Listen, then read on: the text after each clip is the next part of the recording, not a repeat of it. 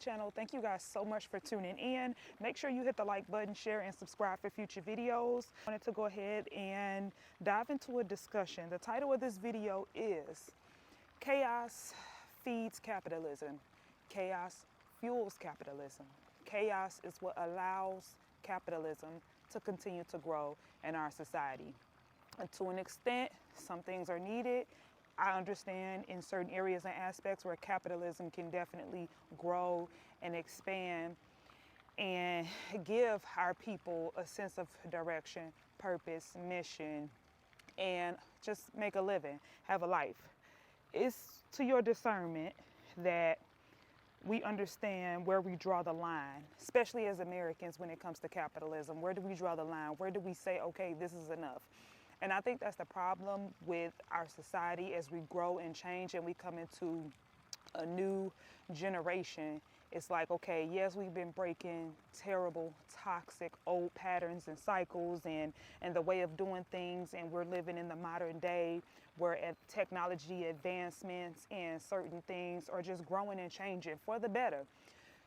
It's just when we get to that point to where we say, okay, no, this is a little too far. Okay, no, now we're doing too much. Okay, no, we want to expand, we want to evolve, we want to innovate.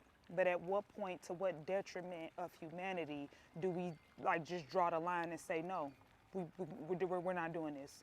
Like, when do we understand as a collective consciousness what's going to be good for humanity?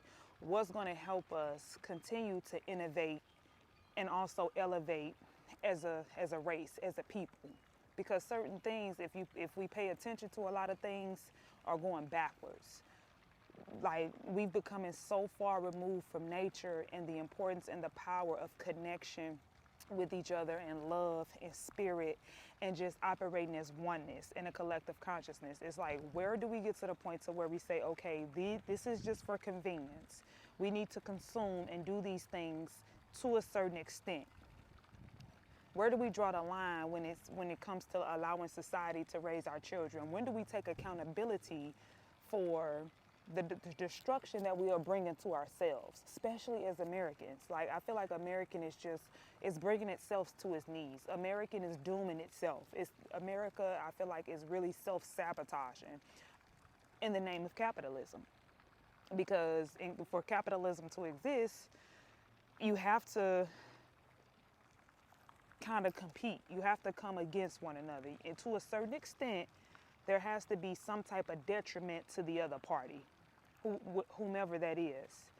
And America has been slowly, in the last 20 years, not even slowly, quickly coming to this point to where we're like, okay, for the name of, or the sake of saving my family and doing for my people, I'm gonna destroy these people. But at what point do we just look at overall our country as a whole, regardless of race, sex, ethnicity,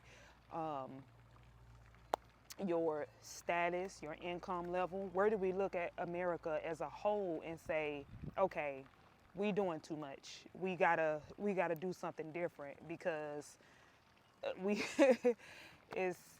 getting out of control. Food, medicine, alcohol, fat, all of this stuff is what helps fuel capitalism, right? But to the detriment of some people. So at the end of the day, you got to take accountability when it's time to say, all right, this is enough. I support and I come and I do this, and I allow myself to be a part of this and to that. But to where do we draw the line and be like, all right, my consciousness won't let me do this.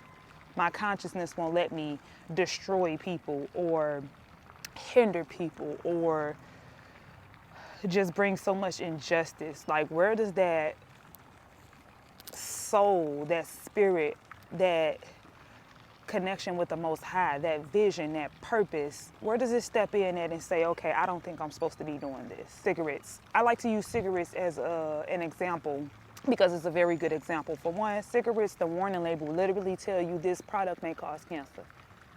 So if you know that this product helps people calm down, calm their nerves, tobacco and all the other poisons that's in cigarettes outside of tobacco. If you know that it causes people teeth to rot, people mouth to rot, it causes cancer, it becomes very addictive.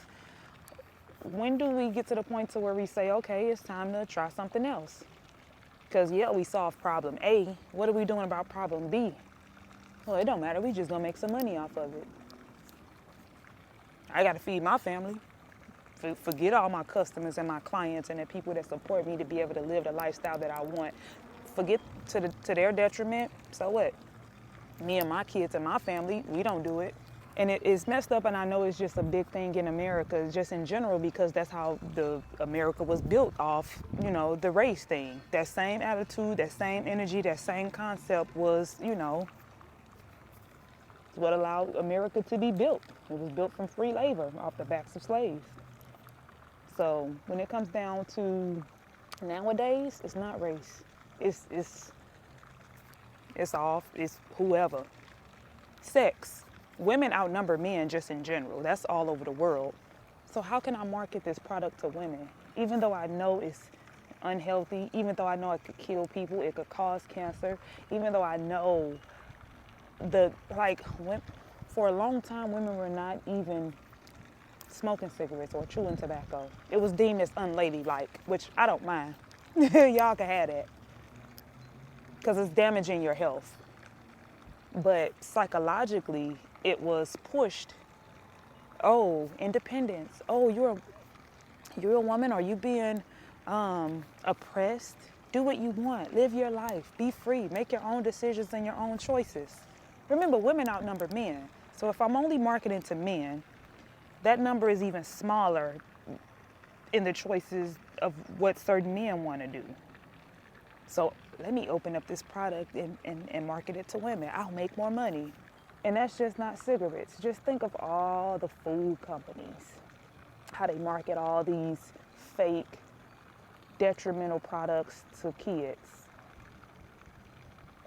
Kids are getting more addicted to sugar at earlier ages.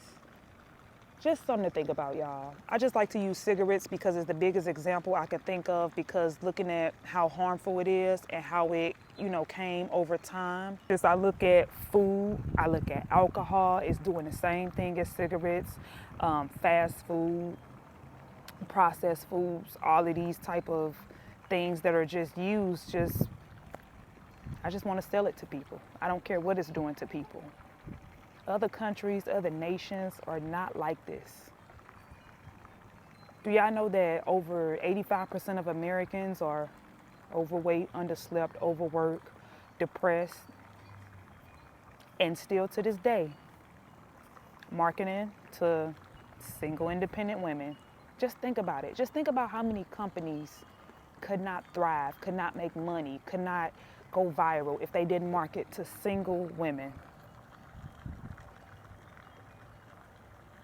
Think about it.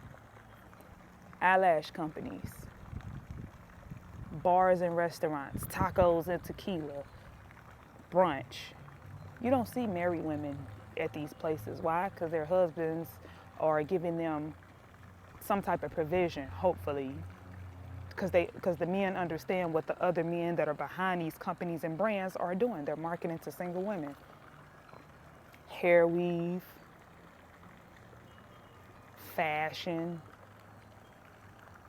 the lifestyle, traveling. Just think about the hotels, the cruise lines, the all-inclusive packages, the all-you-can-eat,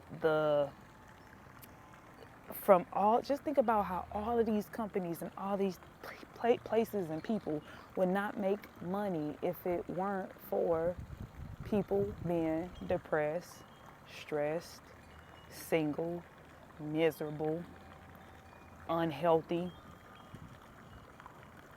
Even me personally, I'm a personal trainer. I'm a life coach. My job requires me to help people elevate. And I love it here because I know that life is just gonna life. We get to a point to where just naturally dealing with children, life in itself already can be such a burden sometimes already, without the help of all these companies and businesses trying to capitalize off of your chaos in your life. It's already going to be there. Raising children is not easy. Being married is not easy. Building infrastructure and families and communities is not easy. So we already have to deal with that day in and day out. And then on top of that, just all these things just marketed and being promoted to us to temporarily fix our mental issues, our emotional issues, our trauma, our childhood traumas that we're trying to, overcome.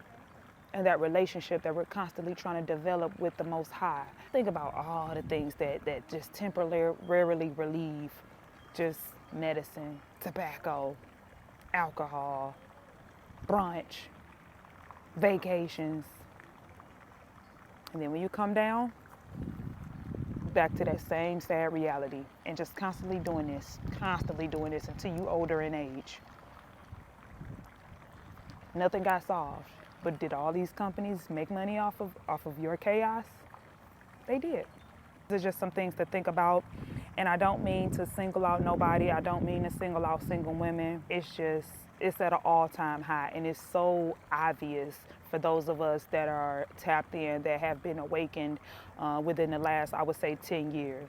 That's who's been targeted, especially with this fourth wave of feminism. The first wave of feminism gave women that opportunity to be able to work in the workplace if they wanted to and get equal opportunity and funding when it comes to working. Second wave of feminism, certain things were pushed, the cigarettes, make your own decisions. You see, these companies, they seen this as an opportunity to be able to capitalize. Do what you want, make your own decisions. You don't need here, do this, do that, do this, do that. Because they cared about you? No. America wasn't built off of caring about the people. Third wave of feminism, child support, alimony, welfare, and here we are. Fourth wave of feminism, everything. You're single, independent, you don't need a man, you can go get this money, you could take a trip, live this fancy, high value lifestyle. Take all that away for like 3 weeks and really just assess your life. And this goes for men too. A lot of things out here capitalize off of men. It's harder to finesse men though, because men naturally are wired to think logically. Women were naturally wired with our emotions, and it's a superpower, but understanding when somebody is trying to capitalize off your emotions. I love y'all. See you in the next video. Mwah.